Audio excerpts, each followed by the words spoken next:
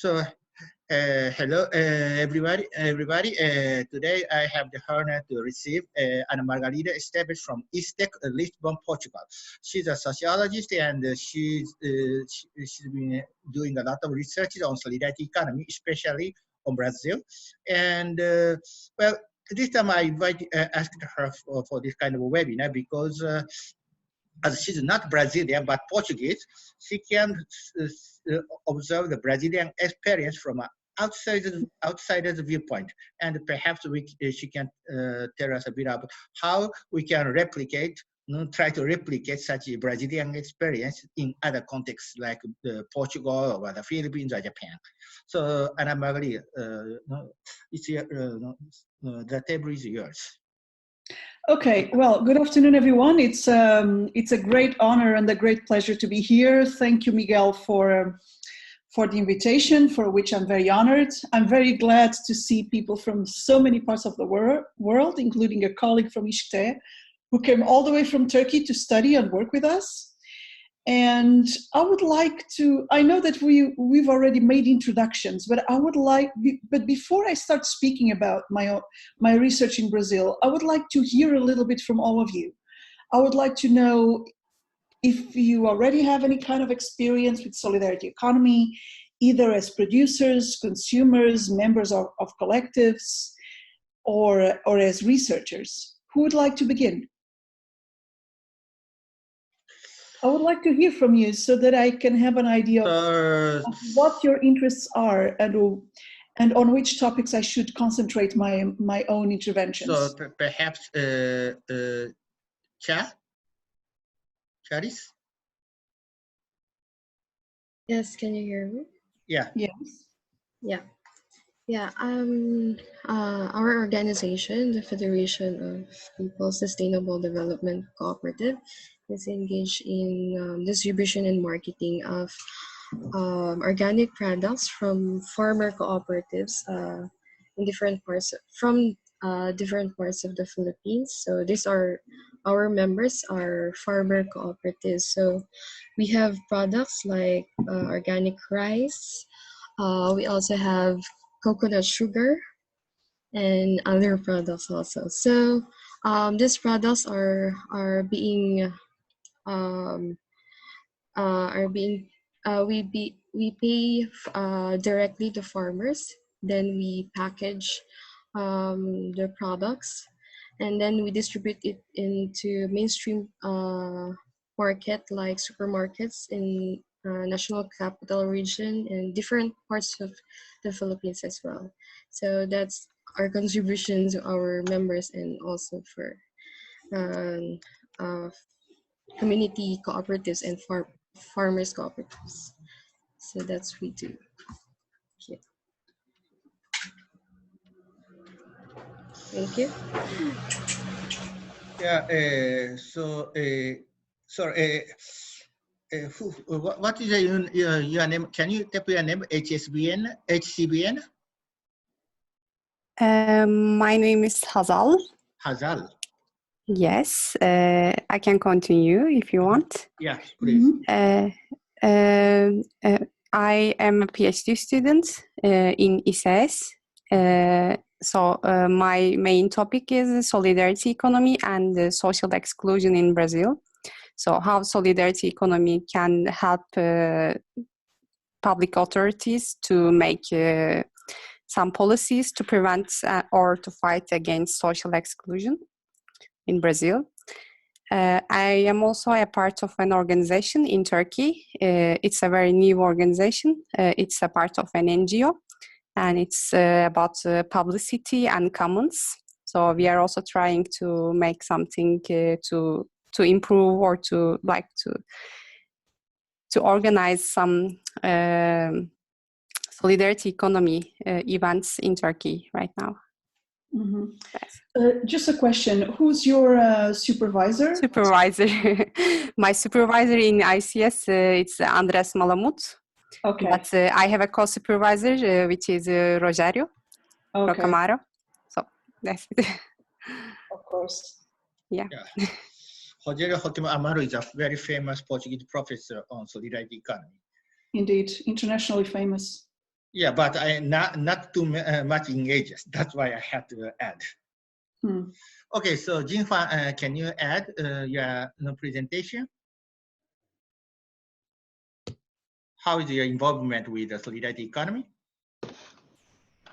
Well, first, before coming to Montreal, I was working as a managing director of Beautiful Coffee, which is the fair trade organization.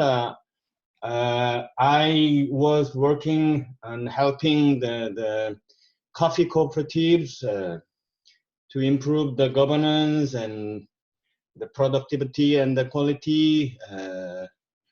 And so that's like until 2014, and I moved to Montreal, and I'm now working on an organization called the Cities, which is dedicated to the transfer of knowledge and social economy. And also I'm working on my PhD program, and I'll base my thesis on the experience I have with the organization I worked with before. And the organization Cities, it has members in Barcelona, Seoul, and Montreal, and we do knowledge transfer projects, and we previously did projects like knowledge transfer projects and the Commons project, and we mobilize the study visit of Montreal and Barcelona to Seoul, and we often make arrangements for study tours from other places to Montreal. Yeah, and my interest, particularly when I'm communicating with people in other places, is the supporting system. Like in Montreal, the Chantier, the CQCM, the CDRQ, and in Seoul, there are social economy support centers, and they are based on the districts and the regions. So I want to explore further about the supporting systems in other places. So that's my interest.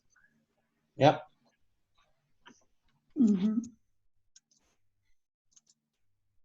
Okay, so Beautiful Coffee belongs to the Beautiful Store Foundation. Yes, it was the subdivision of the Fair Trade subdivision of Beautiful Store, and in 2014 it was spun off from the. It was spun off from the mother organization and became the separate organization as a foundation. Okay. Yeah, I just wanted to add that the Beautiful Store was founded by the very Mr. Park Won-soon, who is now the mayor of Seoul. But he used, before taking the city mayor office, he had been working for the promotion of social economy. And where is it geographically based? I'm based in Montreal now, Montreal, Quebec. Yes, but you're the cooperative, Beautiful Coffee. Beautiful Coffee is not a cooperative. Beautiful Coffee is a charitable foundation. Okay. In Seoul, the charitable foundations are allowed to have a for-profit business. So it is based in Seoul, South Korea. Okay. And yeah, it was until 2014 I was working for this Beautiful Coffee. Okay, who would like to go next? Is there anyone else who would like to talk about your experience with Solidarity Economy? So, please. Yes. Well, I wrote up on the chat space my city, Fukutsu, is promoting SDGs, Sustainable Development Goals, to make the city sustainable. And I found the SSE concept is a very innovative way to accelerate the SDGs activities. In Japan, as you know, COPE is a good example of SSE, but local governments haven't collaborated with COPE for social business. So I'd like to find out how other local governments in the world work together with SSC entities. Okay. And as I contacted Miguel, and then I'm learning what other countries are doing. So I'm interested in how in Brazil, those local governments work with the SSC players. Thank you. Okay, and last but not least, Helen, please.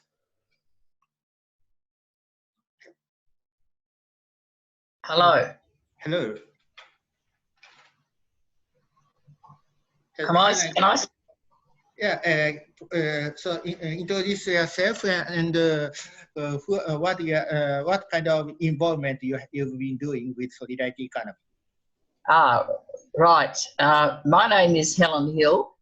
I'm living in Timor-Leste in Dili, and we have a small group called the Solidarity Economy Group. I thought one of the other members was going to be taking part this evening, but since we're all locked in lockdown or whatever, we don't go out and meet people much these days.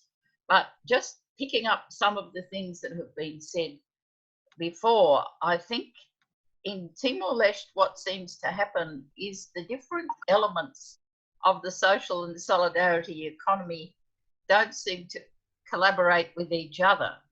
There is a very successful credit union movement.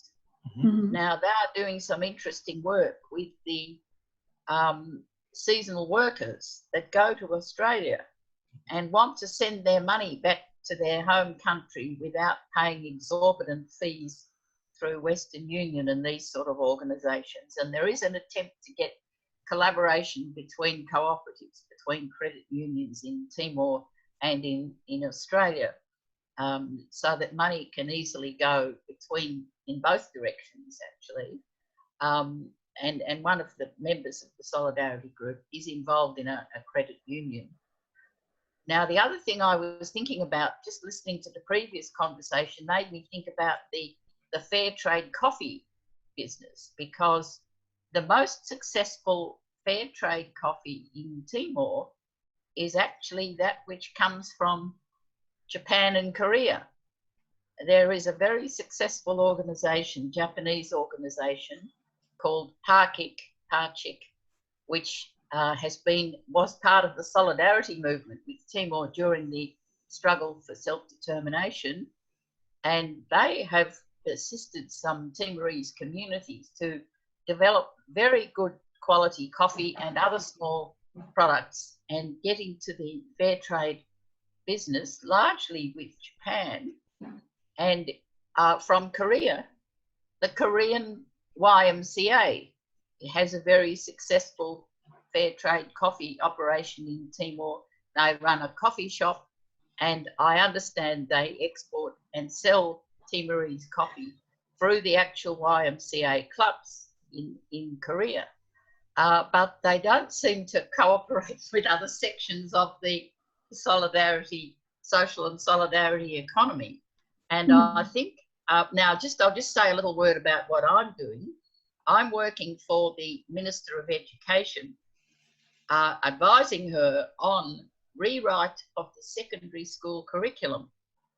And I have recommended, and she's keen about this, to reorganise the natural sciences and social sciences within the framework of 15 of the Sustainable Development Goals, starting with life on the land. And the first trimester they'll do life on the land and clean water and sanitation and hygiene. And several of those SDGs are economic. There is the one on decent work, and there is the one on responsible production and consumption. And we're hoping to make these into actual subjects, school curricula, where people will actually learn all about the fair trade principles. They'll learn about cooperatives, they'll learn about credit unions, they'll learn how to open credit union accounts or start a credit union, hopefully. So this is where we are looking for some good advice and some good case studies from elsewhere that we can actually put into our curriculum. So this is why I'm actually very interested in going to the conference in Spain. I don't know if it's still on, and making contact with people who've got good practice that we can report upon. Unfortunately, it was cancelled due to the COVID-19 crisis. It's totally cancelled now, is it? Yes, unfortunately. Oh, what a pity. So, that, my idea was to do this kind of preparatory webinar for WSFTE 2020 in Barcelona, but it was cancelled. But I'm sure a similar event will take place once COVID-19 will disappear. Mm-hmm. So, we are not we are still learning and enhancing our intercontinental networks. So once we can start traveling once again, we can keep our contact and to start more projects. And of course, there are some kind of projects which can be done on virtually, like sharing information, like this webinar. Yes. I'm hoping we can still get contact with those groups that would have been at the conference and by other means. Mm-hmm. Okay. Yes, so it's great to hear about your interests, and I would like to know if there's anyone else who would like to add anything to what has been said so far.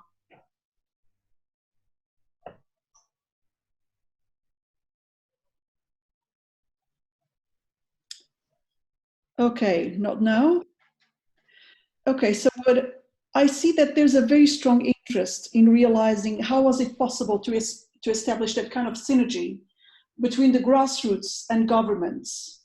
The synergies that were necessary in order to be able to not only to gather solidarity economy initiatives together in movements and in forums, but also to promote public policies that went against the stream of the mainstream economy. From my research with the solidarity economy movement, I realized that there was one factor which made that possible, which was political socialization. I don't know among you who has information about the recent history of Brazil, especially during the 20th century. But from what I found out, there was one social force which was fundamental in promoting resistance against the dictatorship in Brazil during the 1960s, 70s, and 80s, and which was a kind of root from which grew a tree of different movements and even political parties, which had structures of mobilization, communication, and decision-making, which are very similar because they come from the same root. Which among you has ever heard of liberation theology, Christian liberation theology? Yes. Have you heard about liberation theology? Yes, I used to read, now who are some of the people? Okay, what do you... I can't remember their names, but yes. Yes. Yeah, Paulo Freire, yes, Dom Helder Câmara in northeastern Brazil, who was a great promoter of grassroots education, especially, how do you say in English, alphabetization? Literacy program. Literacy, yes, literacy projects, Hans Kung in Germany, and many others, and all over Latin America especially. according to liberation theology, no one can be saved alone. There's the idea that salvation is a collective process, and salvation happens in the here and now, in the in this world, through the emancipation from structures of oppression, and also through the emancipation from whatever limits human potential, namely poverty, hunger, and illiteracy. Paulo Freire was committed to liberation theology and was very much inspired by it. The purpose of pedagogy of the oppressed, and thank you Miguel for already writing this, the title of this great book, was to deconstruct the hierarchies that exist within the education system, and which reflect themselves in the economic system and also in politics. The purpose was not to discredit expertise, but to put expertise and professional skills in service of making people realize what they already know. The purpose was to show that there's knowledge beyond academic knowledge or technical knowledge, that there's no such thing as a legitimate or illegitimate knowledge, as long as it is based on lived concrete experience and the empirical analysis. So the purpose of Paulo Freire was to create what he calls culture circles. And let me show you a couple of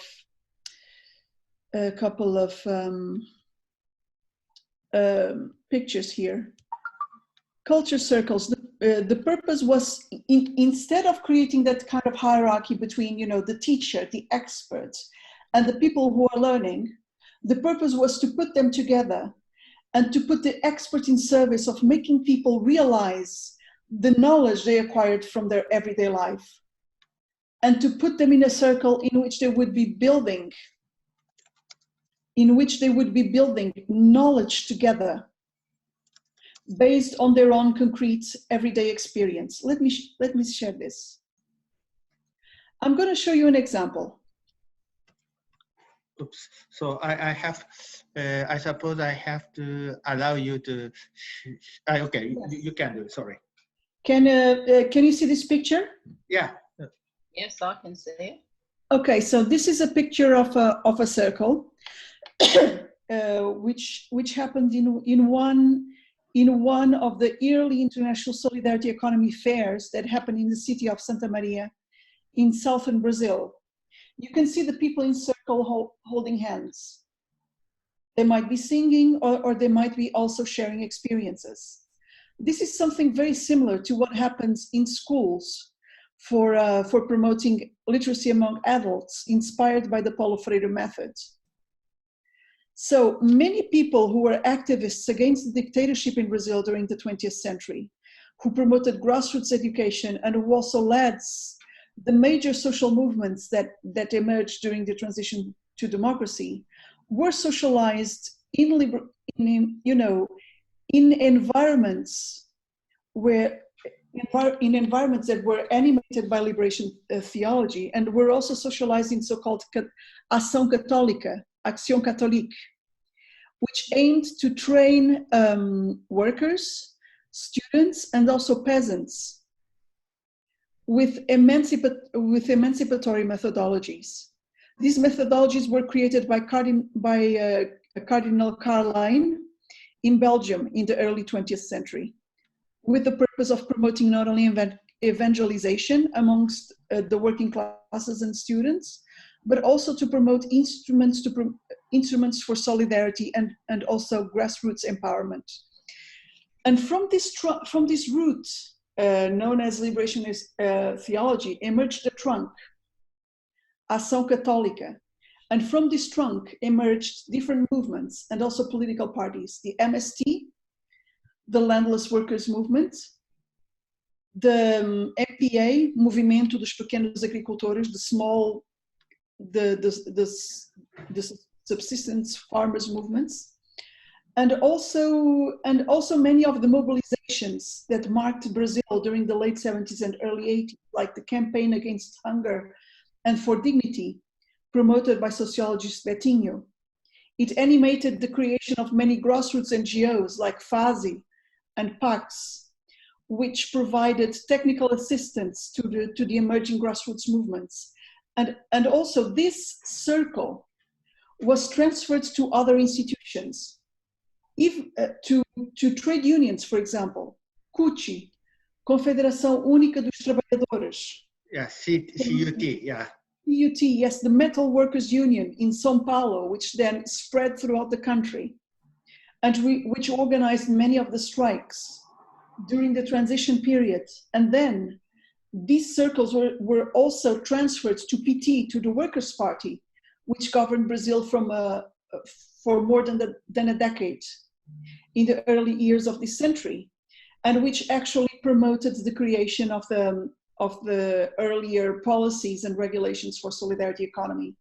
And this was made possible because of this synergy, because there was a structure of thinking, a worldview, a way of understanding reality, and also a way of organizing people that was transferred from the grassroots up to the peak of policymaking. Is this clear? Or does this sound confusing? Do you have some questions? No, it's clear. It's clear? Okay, so what made this possible was also that many people were socialized in these culture circles and who then became, leading activists, who became grassroots leaders, were then able to access positions within academia, within trade unions, and also later on within politics, not only at the municipal and state level, but also at the national level. When Lula da Silva came to power in 2002, a government which promoted the creation of the first national level solidarity economy. They didn't call it ministry, they called it a Secretariat of State. It was a kind of junior ministry.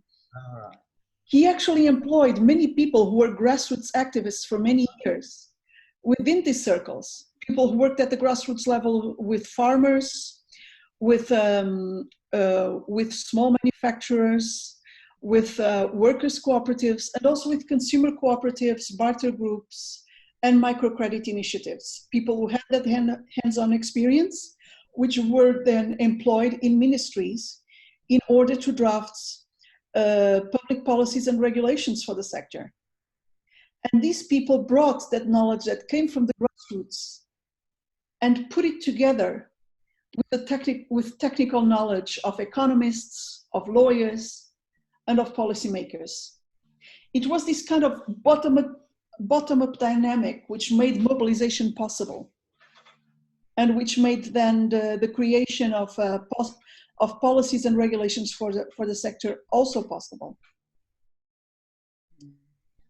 A kind of mobilization which, let me see, I would like to share something else with you. Hold on, stop share.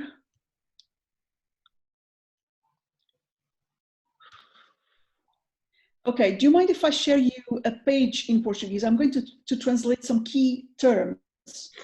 Or you okay?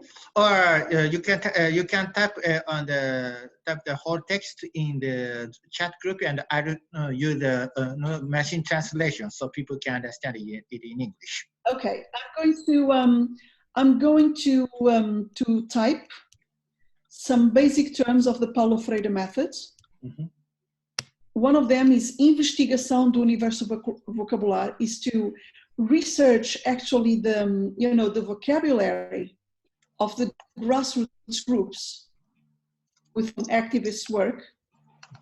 The purpose is to investigate worldviews, is to find out about skills, is to find out about ways of working, so that instead of imposing a kind of technical approach to economic development, it can come from the grassroots.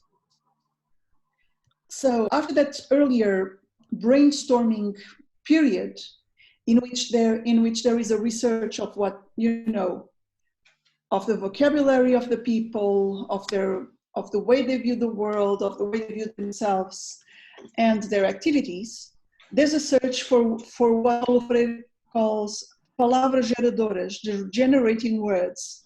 The search for common themes. They're usually translated into English as generative words. Generative words. Thank you so much. Yes. It's Generative. great to have I native knew Paulo Freire. I knew Paulo Freire when he lived in Geneva. I knew Paulo Freire when he lived in Geneva, and I wrote some of this in my Oh, thesis, really? actually, yes. Yeah. Excellent. Tell us about it. He visited Australia. Hello?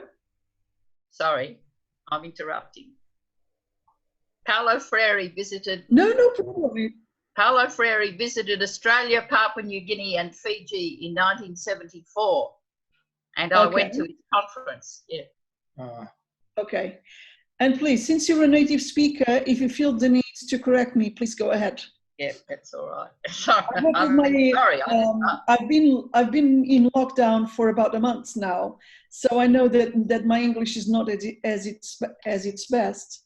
So please, if I hope I'm not murdering the noble language of Shakespeare. No, generally it's good. No, you're doing very well. Okay, great. So I hope it's understandable. I would be doing in Portuguese. My Portuguese is quite poor. Don't worry about that. Or maybe you're Tetun. Sorry, Tetun? Yeah, because she lives My in Tettun's even worse. I'm sorry to say. Okay, so when searching for these generative words and generative themes, there's then a process of what Paulo Freire called thematização, the thematization. Thematização, let me write this down. Thematization. Thematization. It would be like. Thematization. Oh, it's with an S. Thank you. Thematization. Okay, so the purpose of this phase is to develop a critical approach to reality. The purpose is not to pass on contents from the teacher to the students, but to help them create content-based, content for learning based on their own reality, and to help to bring about a critical consciousness regarding their everyday lives through a process of problematização, aimed at finding solutions.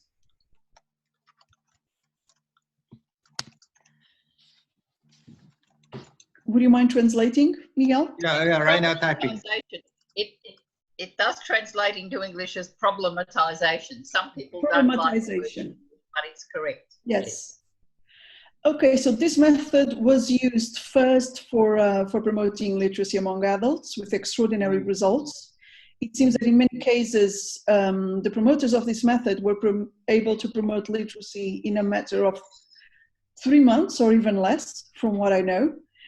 And please, Helen, correct me if I'm wrong. And this method was also used for searching solutions to poverty and to economic marginalization. The earlier experiences happened in Rio de Janeiro and also in Rio Grande do Sul during the 1980s. In Rio de Janeiro with Banco da Esperança, promoted by Dom Helder Câmara, which actually gathered funds in order to promote job creation amongst the poorest sectors of society.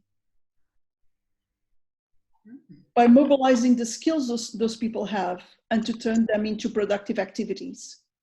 It started in Rio de Janeiro in the mid-80s, and that experience was very quickly transferred to southern Brazil, to the central region of the state of Rio Grande do Sul, in the municipality of Santa Maria, where it led to the creation of the Esperança com Esperança project, coordinated by Caritas. Like Banco da Esperança, it started out as a kind of microcredit system, supported by funds from abroad and also from other parts of Brazil, especially gathered through fundraising by organizations from progressive sectors of the Catholic Church. It then evolved into a commercialization project, Projeto com a Esperança, based on public spaces, spaces of commercialization, which are used not only to trade goods, but also as spaces of socialization and political mobilization.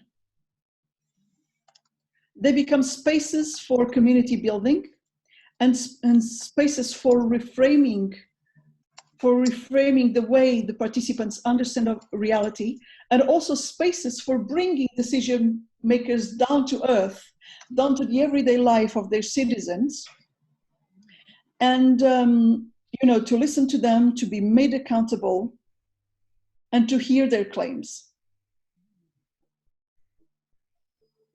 and to engage them in policymaking for you know, for the good of the grassroots. During my last period of fieldwork in Santa Maria, which happened in the fall of 2007, well, fall in the Northern Hemisphere, spring in the Southern Hemisphere, I was able to witness the electoral campaign for the municipal elections. And the solidarity economy commercialization space in Santa Maria was actually used also as a space for electoral campaign.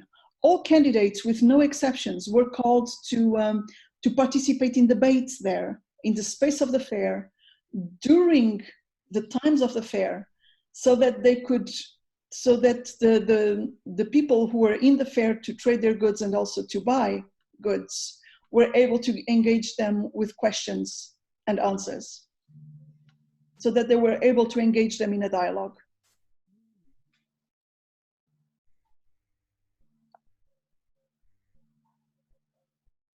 So there are some common points here.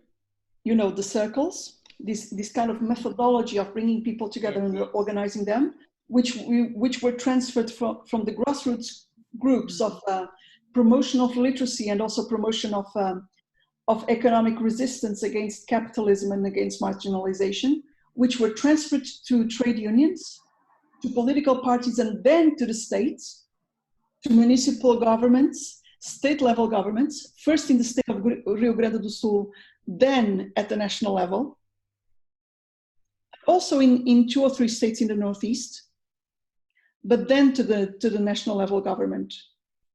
So, and these methodologies, when they were brought into public policies, they led to the creation of forums and councils for the management, first for the discussion of policy proposals, and then for decision making, and also for the management of their implementation. The Solidarity Economy Forums, which were structures of grassroots mobilization, which then communicated with the Solidarity Economy Councils, which in their turn worked collaboratively with the state, with the public administration, sorry, in the formulation of public policies and also in their implementation. Is this clear?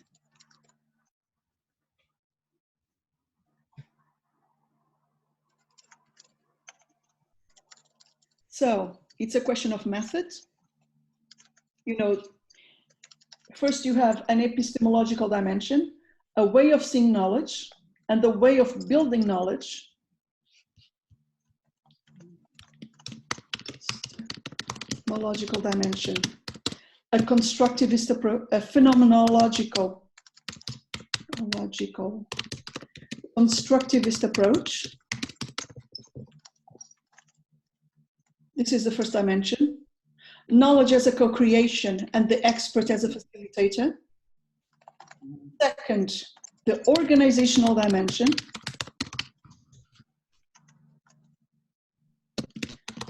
The circle. Horizontality. Council-based methodologies of governance. And then you have hybrid public spaces.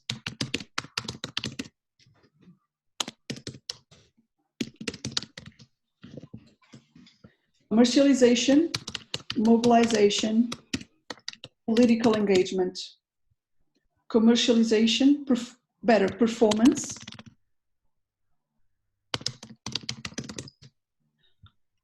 political mobilization, bottom up, and I can say upside down as well.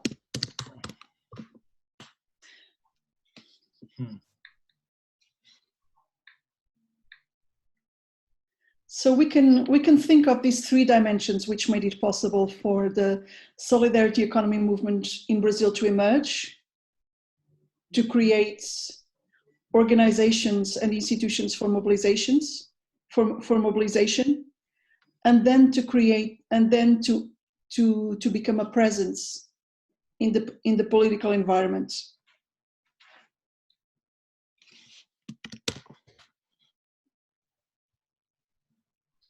Is this clear so far? Does anyone have any questions?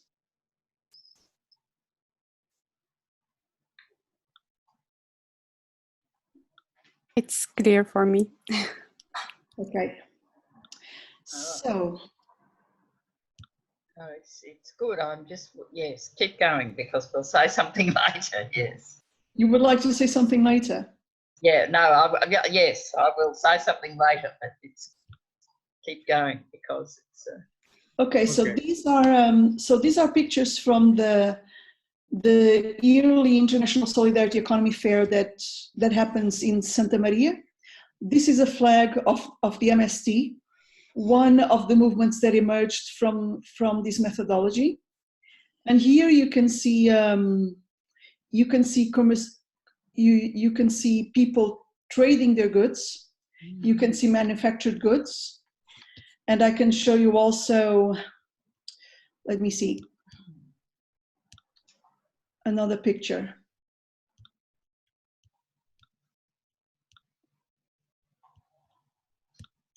So this is the corridor inside the commercialization space in Santa Maria, Centro Dom Ivo Lorscheider. So the way in which this project is organized is that small producers have to organize themselves into producers associations composed of at least 3 family units who share a common accountancy system and who often share spaces of production and who also often share means of commercialization. The purpose is to reframe the market from a perspective of competition between producers to one of cooperation, to make people realize that although they retain the property of their own means of production, and although they remain, and although they are somehow their own bosses, they have everything to gain by cooperating with other people who are also small producers like them, instead of competing with them. So there is a kind of pedagogy, of experiential pedagogy that happens in this project, which has fairs every weekend for the region, and also big fairs at least 3 times a year, in the springtime, in July, and also during Christmas time. And there are other thematic fairs which attract people from all over the state. So the experience of Esperança com Esperança shows that we can have a market which is not necessarily competitive, and that actually cooperation and the building of relationships of trust between producers can actually be a kind of comparative advantage that leads to gains to everybody, that results in gains to everybody involved.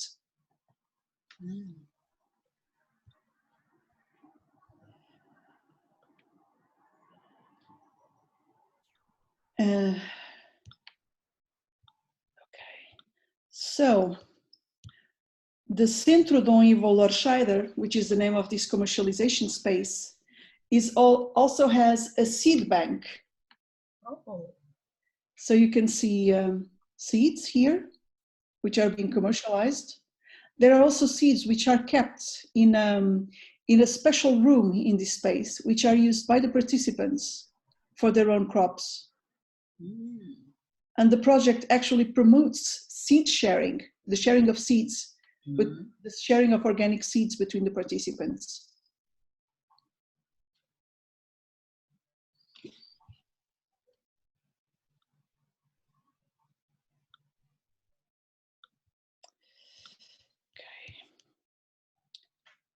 Let me show you something else. Oops. Yeah. Okay, hold on. Oops, I lost the two other pictures. But anyway, I would like to know if there are questions so far. Look, I'll just make a little comment about that, because in Timor-Leste, there are seed-saving groups, Yes. but they don't think of themselves as part of the solidarity economy. They're not, you know, they're separate. They're more part of permaculture and sustainable agriculture. Okay. But they could benefit greatly by being part of a farmer's market like that. You know, something that seems a very good, a very high level of organisation. Absolutely, absolutely. Yes. I honestly believe, you know, that actually permaculture is part of solidarity economy, and that solidarity economy is part of permaculture. Yes. Actually, part of my own research agenda is to research the similarities between these two movements, and actually to promote a bridging between these movements, because solidarity economy and permaculture are two different bird's eye views on regenerative development. They aim toward the same goals.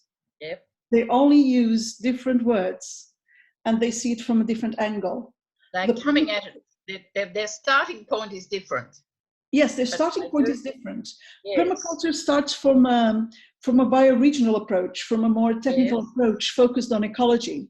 Solidarity economy sees regenerative development from a political economy point of view, focused on the emancipation and the empowerment of groups that were marginalized by capitalism. However, solidarity economy also aims towards the regeneration of ecosystems. How?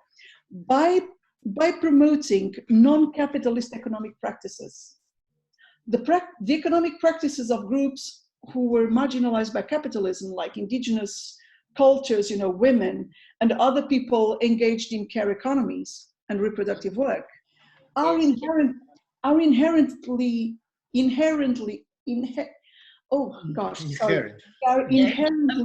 regenerative.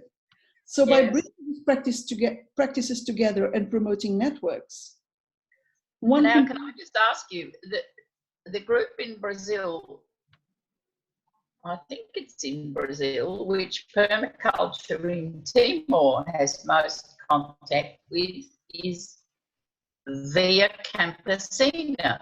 Exactly. And Via Campesina. Do you know much about Via Campesina? Yes, I do. Yes. It's very well represented in the solidarity economy movement in southern Brazil. The small farmers movement, the MSC. Ah, well, that's interesting. Yes. They're present in the solidarity economy fairs in Santa Maria. Yes.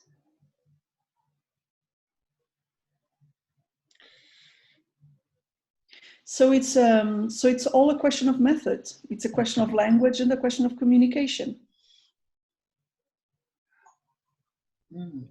And also, it's true that although right now permaculture is spread throughout the world, it's still rather accepted in the Anglo-Saxon world. Yes, indeed. While solidarity economy is still roots into the Latin cultures, so you can find it.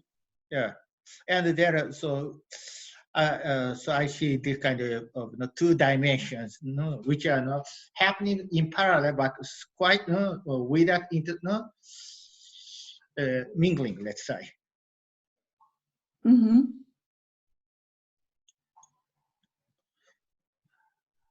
And do other people have some questions, feedbacks? Or Chiharu, can you introduce yourself? Or perhaps right now Jinhua had the word.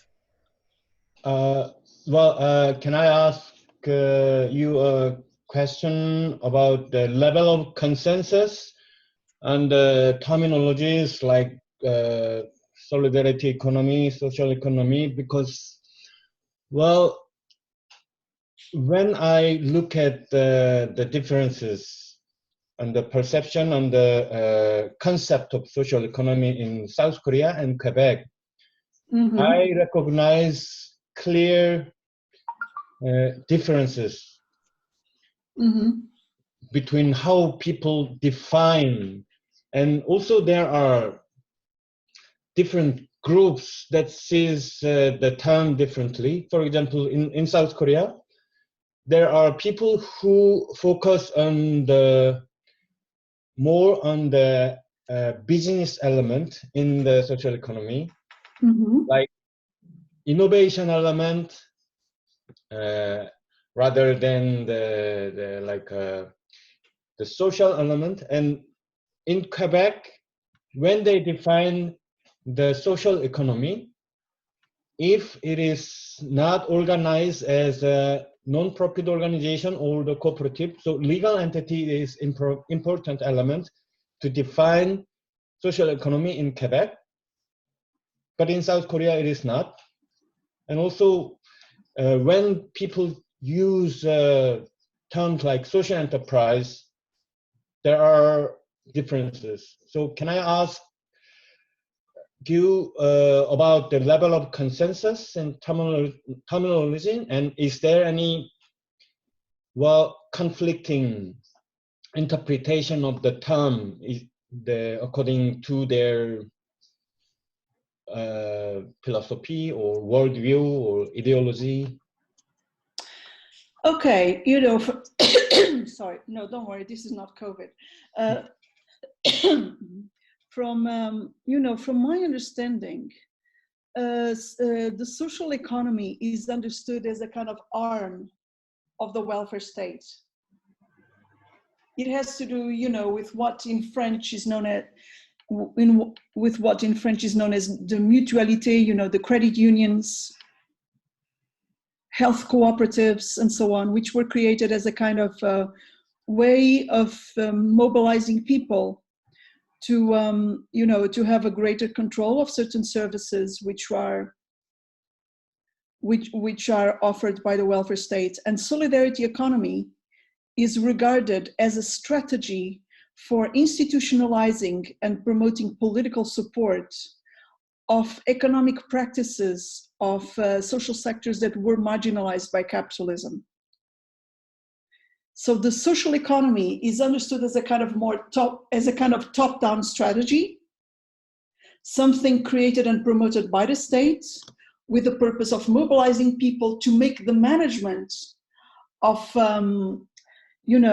certain, let's say, services provided by the states or certain rights promoted by the states, for making the management and the accessibility of those rights actually much easier and much more effective, while solidarity economy is a strategy for bringing into the states and bringing into the public sphere social groups and ways of understanding the economy which were, cast aside and put into a kind of shadow zone, or driven, which were cast aside by the division between the so-called productive economy and reproductive economy, between the so-called productive activities, meaning those which create a profit, and those which normally are not seen as being sources of profits or being part of the non-profit oriented economy, but which actually sustain the profit economy. Does this make sense? Or would you like me to rephrase this answer? Well, it totally makes sense. And can I,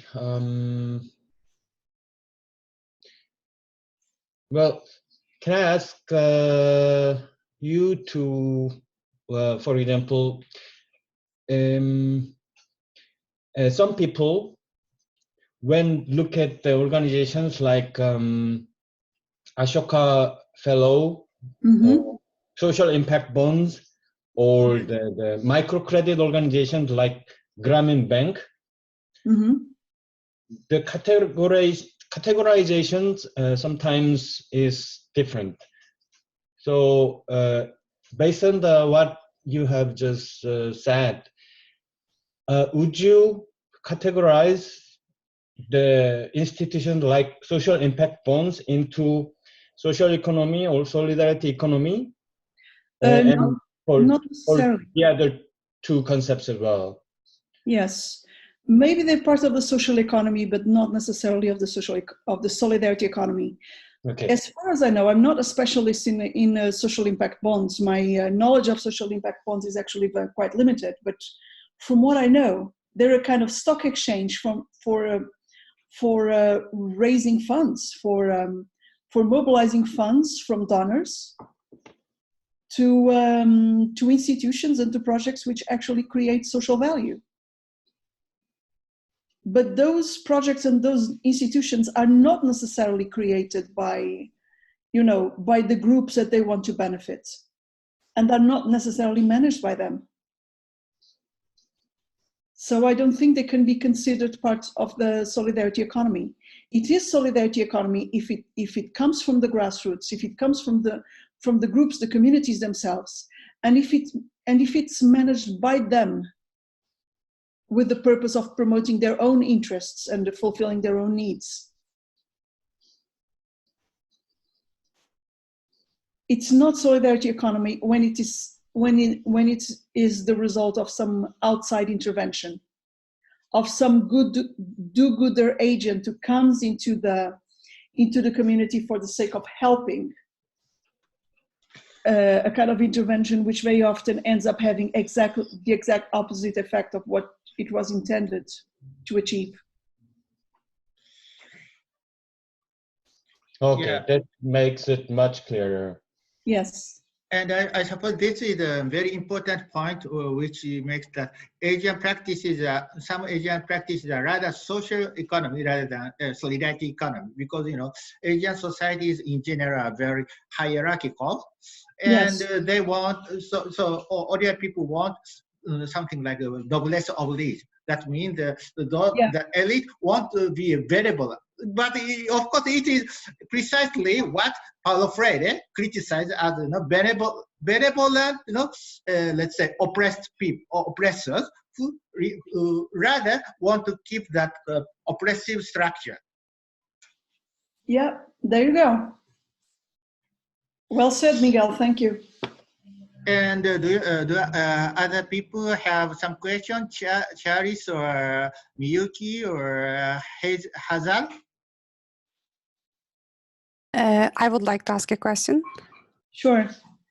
When I think about Brazilian welfare policies, I generally see more emphasis on the policies like Bolsa Familia, not especially solidarity economy. So I would like to learn why states prefer to focus more on cash transfers than supporting people to have their own business, or like not say business, but their own solidarity economy organizations, for example.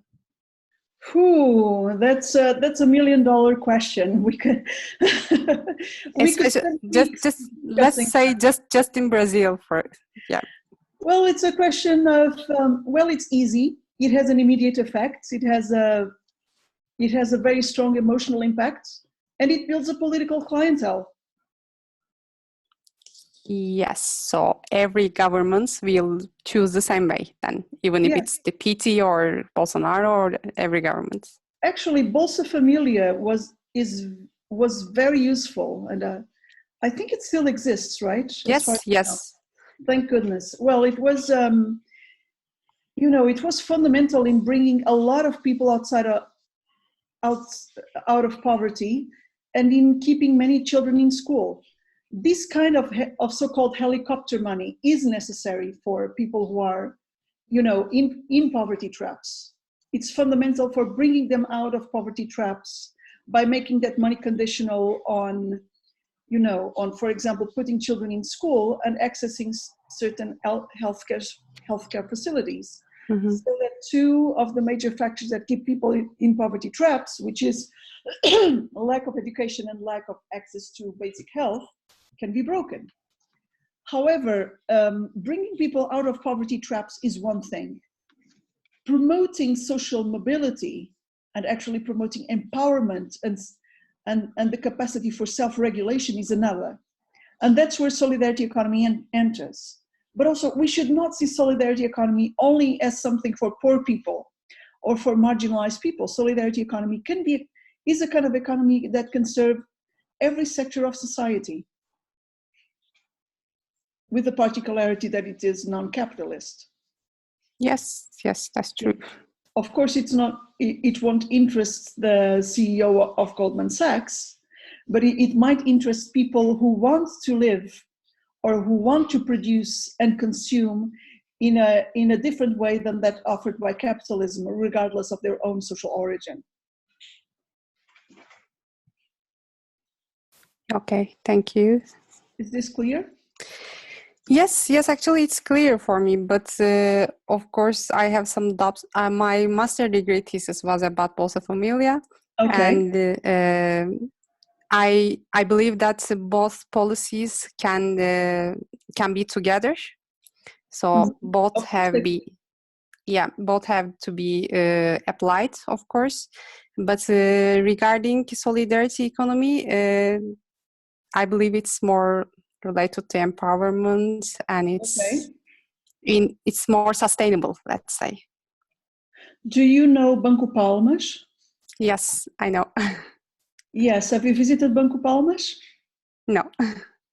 Okay, Banco Palmas is a solidarity economy initiative. It's a community bank in a shanty town of Fortaleza.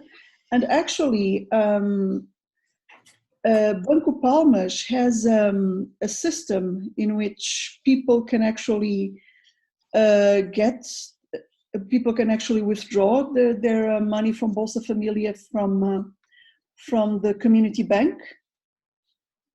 Okay. In the form of local currency, and use it to buy goods from within the community.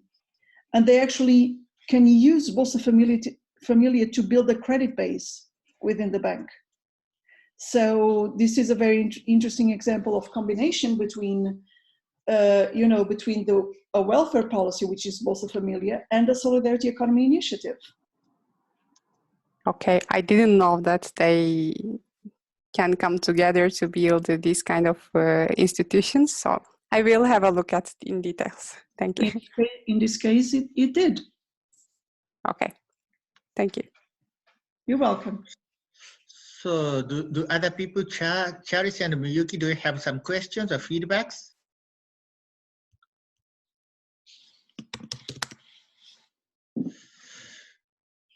If not, okay, so Cha asks.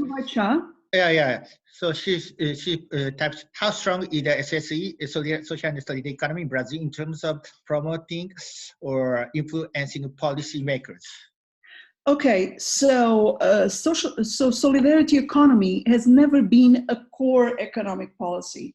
There are activist scholars who, back in 2002, wanted it to be part of the core economic policy of the first government of Lula da Silva, namely Marcos Arruda, whom some of you might know, but unfortunately they didn't succeed.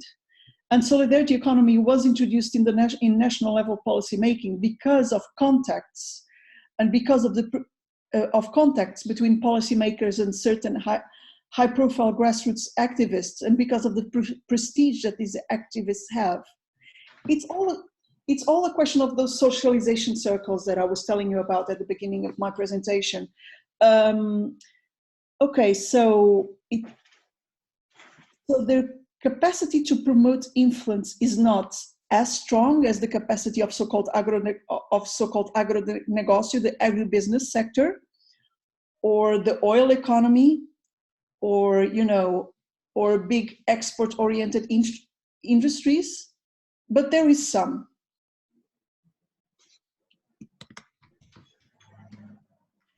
But it is not as strong as that of agribusiness or large industries. It's a question of lobbying power, of relative lobbying power, I mean. But the fact that the movement was able to exert influence to the point of having a junior ministry for itself, and to the point of having policy programs, is already a huge advance.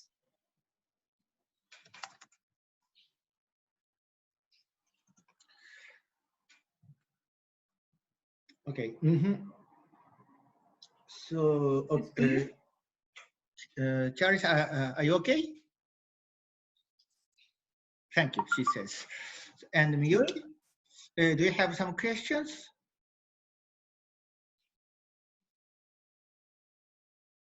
If not, I'd like to give my own question. Oops. Jinhua asks, how supportive are the trade unions on solidarity economy?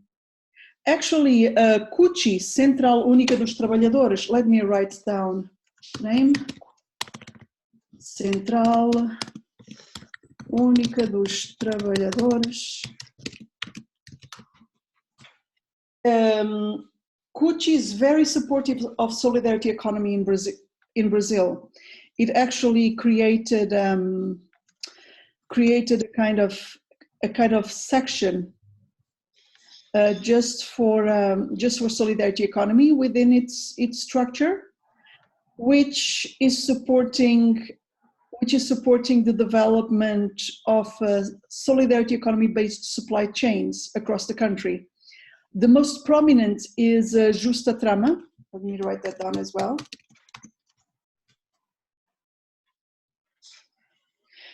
Justa Trama is a supply chain composed by by cooperatives from different states within Brazil, which produces which produces clothing and apparel made of organic cotton.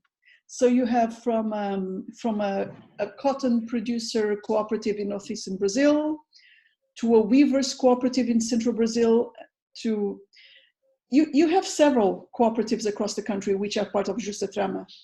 Not only the cooperative of cotton producers, there's another one in the Amazon region which produces buttons out of seeds. You have other cooperatives which produce thread and which weave the material.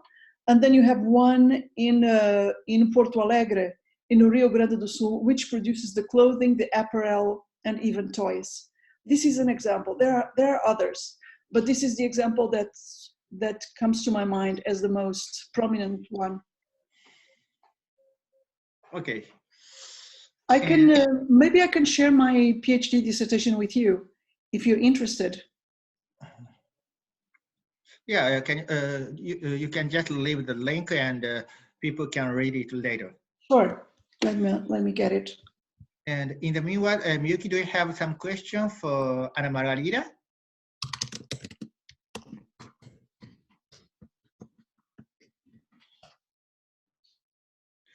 If not, seems not. So, I'd like to compare Brazil with two Asian countries which also went through the democratization process in 1980, specifically, actually, South Korea and the Philippines. As far, Jinhua, correct me if my understanding on South Korea is wrong, but as far as I know, South Koreans did a lot, mobilized themselves a lot, and did so many protests and so on, and won the democracy in 1980. So so those who used to be students at that time, who were called like a 384 generation in Korea, and they later on kept doing their own social involvement. And some politicians, although they don't belong to that generation, but they are in close touch with such social movements, like for instance, former President Roh Moo-hyun, and the current, of course, the current president Moon Jae-in, and the current mayor of Seoul, Park Won-soon. So on one hand, I see some I see some similarity in the sense that the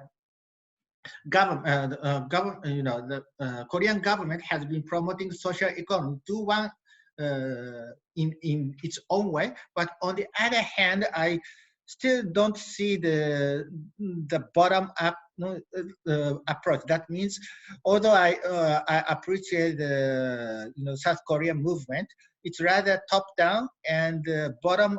I still don't see a lot of bottom up movement like what we can see with Brazilian Solidarity Economy Forum, or that Solidarity Economy Fairs in Santa Maria, or in other countries like Solidarity Economy Network in Catalonia. So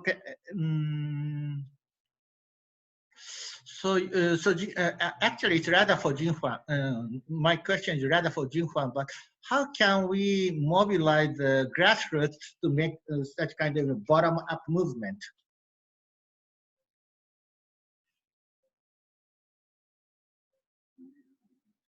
Well, I mostly agree what you said about the democratization movement generation. Actually, many of the leaders and founders of social economy enterprises in South Korea they have experience in the student democratization movement, and their social network is based on their network developed during the democratization movement. But during their student movement area, many of the organizations, many of the networks, they had to be underground, and underground organizations tend to be not based on the discussions and participation. They tend to be based on the charismatic leaders. Mm-hmm. That's why if you say that you don't see a lot of bottom-up process in the social economy enterprises in Korea, but it is changing, and especially after before like 2002, people were not using the term social economy. Before that, it was people were using the terminology social entrepreneurship more, which emphasized the role of entrepreneurs, i.e. the leaders. But people people were reading the articles and documents about the social economy, especially on the experience of Mondragon, experience of Quebec model. And now I think the mobilization of social economy and I mentioned that I'm very much interested in the social economy support structure. And many of the social economy support structure being developed in Seoul, they are the small district-based social economy support center. And in that unit, the bottom-up process is developing and growing. So if I have to answer your question in very few sentences, if you want to promote the bottom-up process in the social economy or the social entrepreneurship sector, I think we'll have to focus on the role of social economy promotion structure based on the local mobilization in the small local context. Am I answering your question? So you mean that, but this local mobilization structure is institutionalized in the sense that it was set up by the maybe city hall or district government. Well, in some senses, if you say that if the structure are still the financial support is coming from the government, maybe you think it cannot be the bottom up, but if you see the Quebec model in which they are being supported by the organizations like Investment Quebec or the many other government affiliated financial organizations, still they are very intertwined to the community activity. So I think, yeah, even when the funding is coming from the government, there are ways to structure it to promote the bottom-up process. So, well, I don't know if that is very well institutionalized for now, but I think it is a kind of direction that we have to pursue. Yeah. Okay. Oh, thank you, Jinhua, for your explanation. And another country, of course, is the Philippines, which also had a lot of, actually, it was not a huge protest, years-long protest, but but we know that the People's Power knocked down the Ferdinand Marcos government in 1986. But as far as I know, the solidarity economy movement in the Philippines isn't linked to those kind of movement, as far as I know. Well, Charles, I don't know if you have some idea on that issue, but can you give me some comments? Or maybe you can chat. In the meanwhile, Ana Margarida, what do you think? Do you have some comment on that, Korean experience? No, I was just listening. My knowledge about solidarity economy in Asia is still quite basic, so I was listening with interest. Yeah. Maybe in the meanwhile, I can comment that Korea has been learning rather from Montreal, Quebec, and the Basque country, which are rather famous for social economy, but not for solidarity economy. And so for me, it's a pity that the World Social Forum is canceled because Barcelona has a completely different picture with the solidarity economy. And in Korea, people still don't have the clear distinction between social economy and the solidarity economy. All the things are starting to change bit by bit. Do you have so Helen? Yes. Yes, just listening to what was being said about the democratization process having been done by charismatic leaders, which leads to a top-down process. This is definitely what's happened in Timor-Leste, with the emergence of Shanana Gusmao as the most significant political figure. But I think there is possibility in Timor to mobilise people from the the largest party, still the largest political party in Timor-Leste is Fretilin. Now, Fretilin had a very interesting early history with Paulo Freire because they developed a literacy program based on Paulo Freire's methods, and they used that to teach in the vernacular for the first time ever in 1974, and they were criticised for teaching in an indigenous language and not Portuguese, because Portuguese had always been the language of education. Now, this debate still goes on, actually, about the language of instruction in literacy.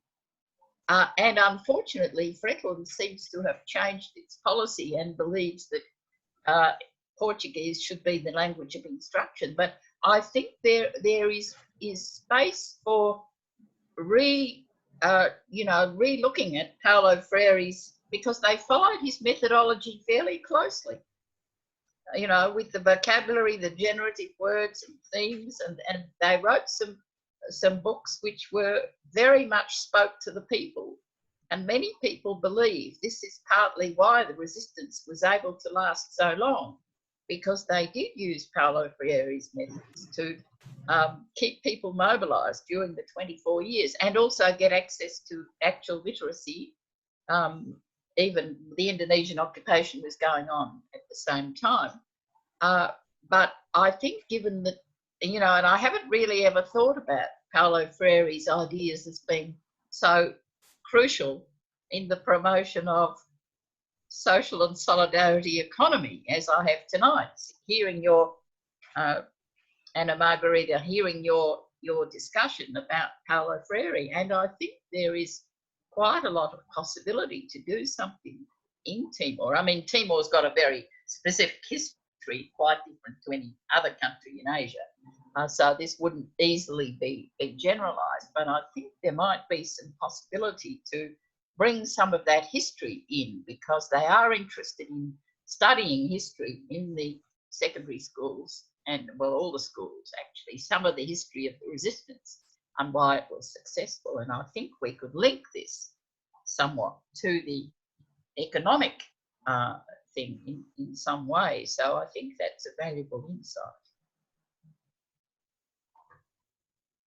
So in the meanwhile, Ana Margarida, do you have some feedback or comments on Helen? No, I was saying that yes, I agree, and I believe that's the way forward. Yeah, but I think, but personally, it's the language issue is quite complicated in Timor-Leste, because it's it's a small country with only 1 million people. So preparing textbooks in Tetun would be quite complicated, if not impossible. But okay, yeah, that. Because you can't make you have only one small national market for printing books in Tetun. Yeah, but I think that we could. I think that there are services within UNESCO that can actually translate those materials to Tetun. I know that UNESCO has translated a lot of literacy material to several indigenous languages in Latin America. I don't know. Yes. Sorry?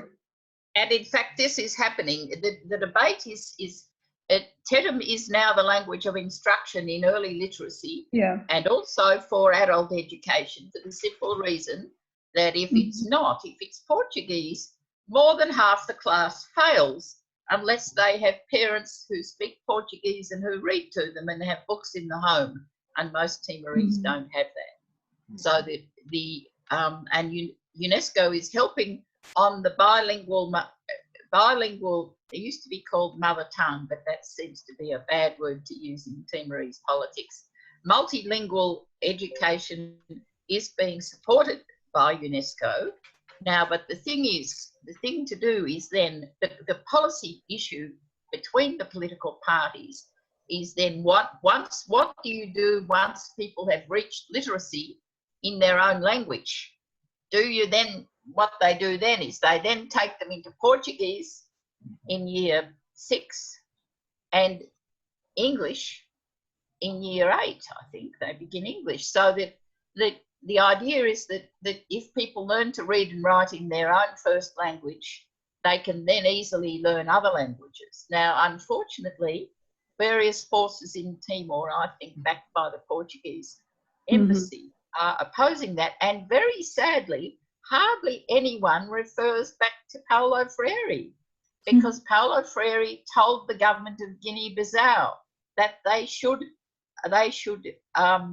lexify Guinean Creole and make it into a written language and use it to teach it in the schools, and then introduce Portuguese at a later level.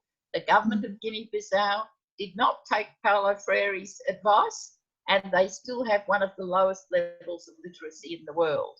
So that, you know, there is a big debate to be had here, and Paulo Freire is a valuable contributor to that debate, but people are sadly not actually listening to what he said on this issue. I mean, there are other issues that they do like him on, but the actual language of instruction issue, people don't want to hear what he said, unfortunately. The educated people don't. Okay, sorry. Benito has logged in, so I'd like to ask Benito to introduce yourself. And sorry that you couldn't listen to our debate earlier, but at least can you introduce yourself?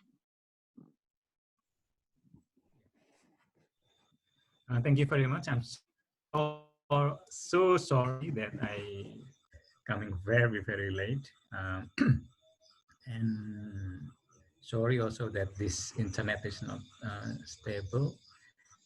Perhaps you can turn off the webcam so we can just hear your voice. Yes.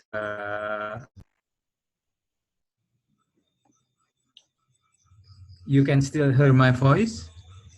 Yeah. So perhaps, but so okay. So now you so go on, Benito. Okay. My name is Benito Lopulalan. Helen, hi.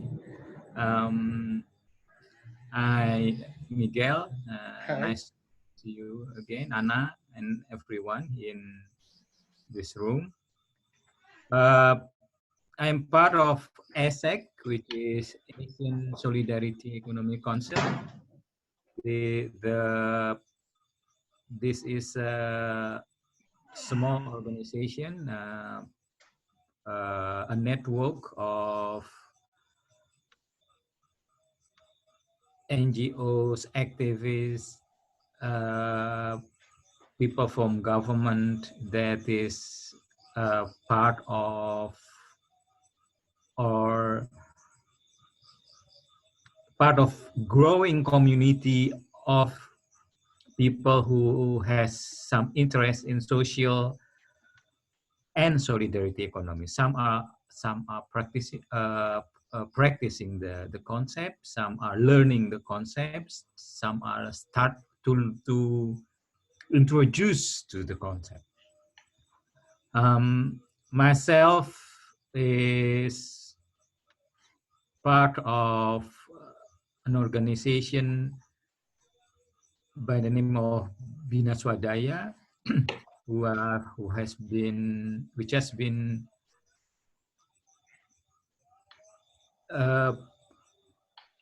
we start as a peasant association, then grow into NGO, and then in the last 15 years, we also building companies.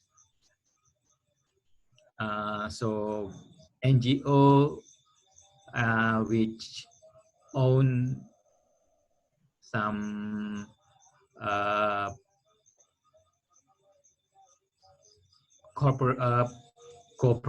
we develop companies, cooperative, and such things. So that is my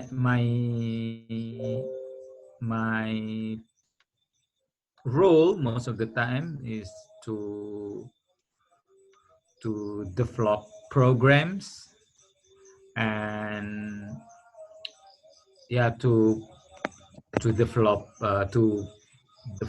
concept of knowledge management within the community. So is that enough, Miguel? Yeah, yeah. So, well, my question. So, no, we are talking about Brazil, and what's important. No, no, what you know, I'm just trying to wrap up what Ana Margarida said. But what's important is that those who fought against the dictatorship, which existed in Brazil up to 1984, sorry, 85.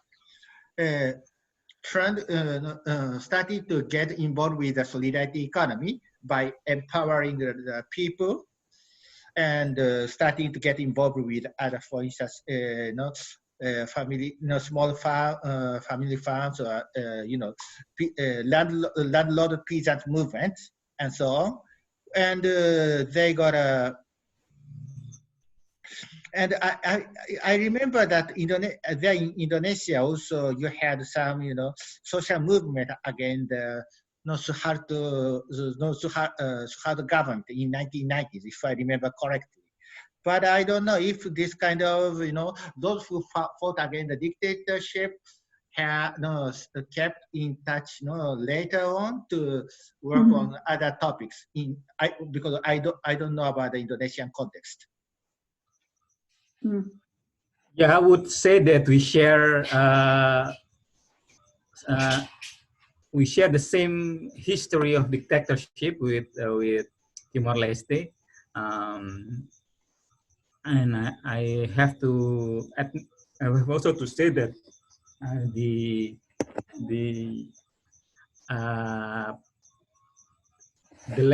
language of solidarity economy and the language of solidarity economy, it's also partly political. So since the colonial time, there are two lines of economy, which the first one is the formal economy. You can say it's colonial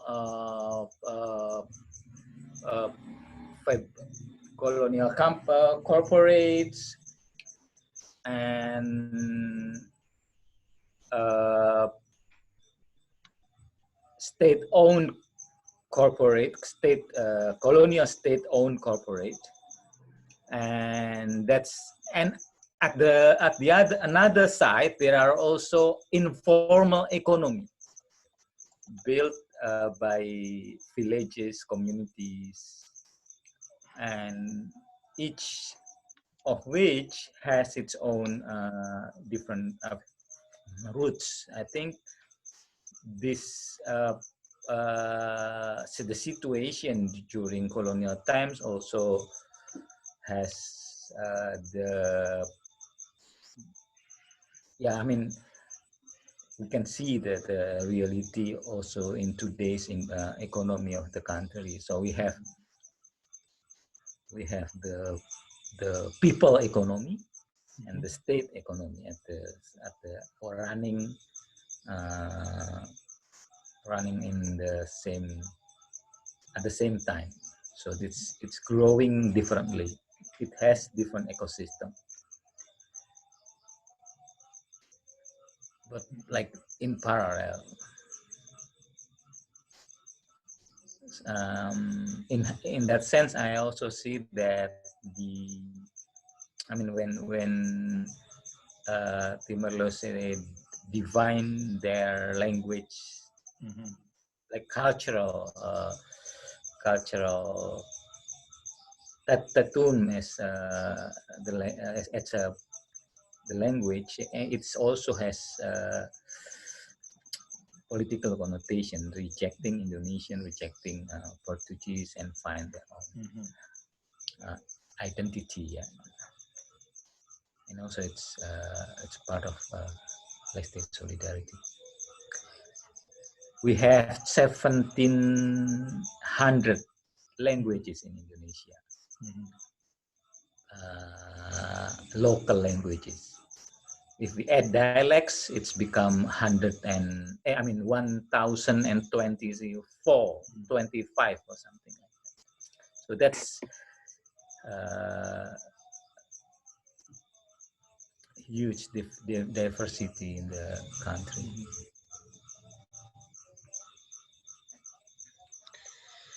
That's Miguel. It's systematic. I hope it make some questions. Yeah, we are talking there. We are talking about the language issue because, especially in a country like Timor-Leste, it's a huge problem. But do you think that nowadays, more than 17 years after the independence, do you still have some lot of people who don't speak Bahasa Indonesia?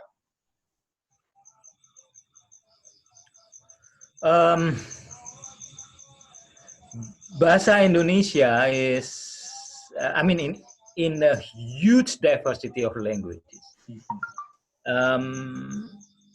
Bahasa Indonesia is the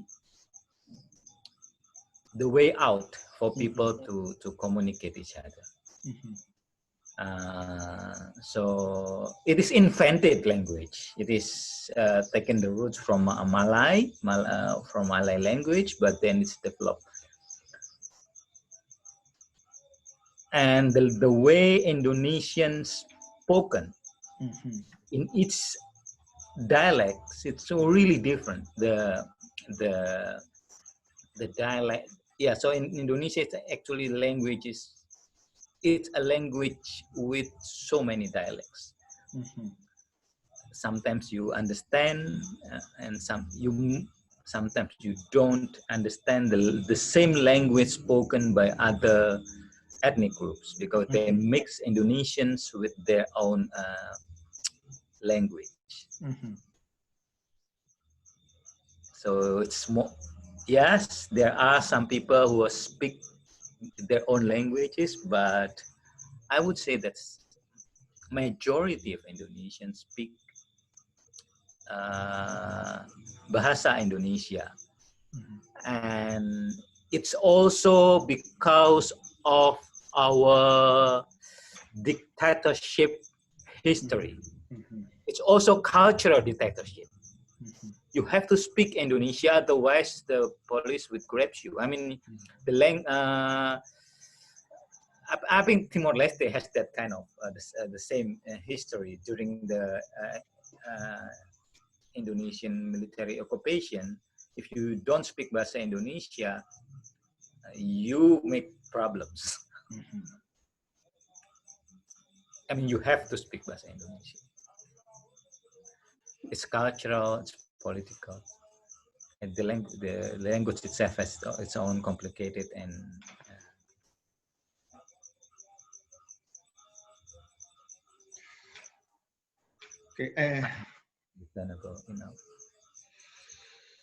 So it's almost 2 hours since we began.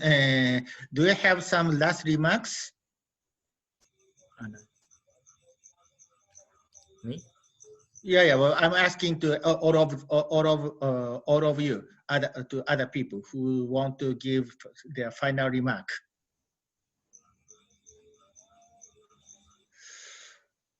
Okay, so well, it was so anyway. Thank you very much for your. Helen? Yes, this is a practical matter, but I can see on the Zoom group chat, people have been putting up references to various websites and things like that. Can we get hold of this after the thing is over, or do they disappear, or what? Well, I can't. Well,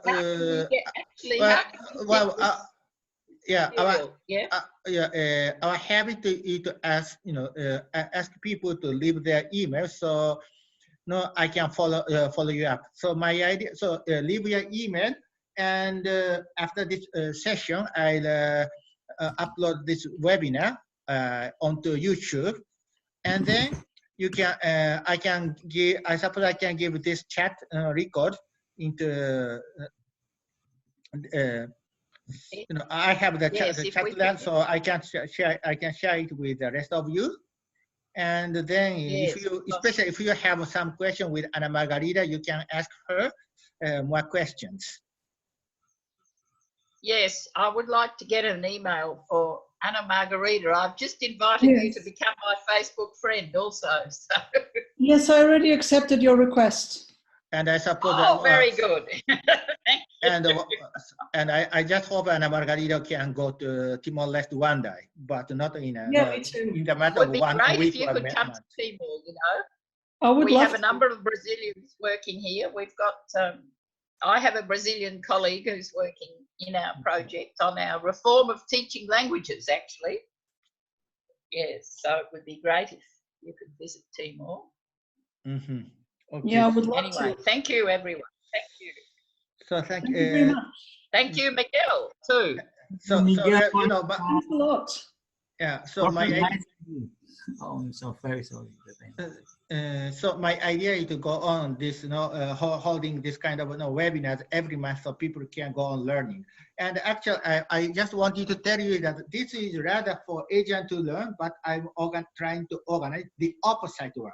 So people, especially from Latin America, so I'm creating a group called Latinos que aprenden la economía solidaria asiática. That means Latinos who learn Asian solidarity economics. And we'll have Benito on Saturday 25th. So he can speak about the solidarity economy in Indonesia. And I'll be translating from English to Spanish so Latinos can understand Benito's presentation. Okay. Thank So, you, Miguel, for organizing this. Very yeah, so thank you very much. And I'm looking forward to seeing you next month with another speaker. Good. Yes. Look forward to it. So now I finish recording.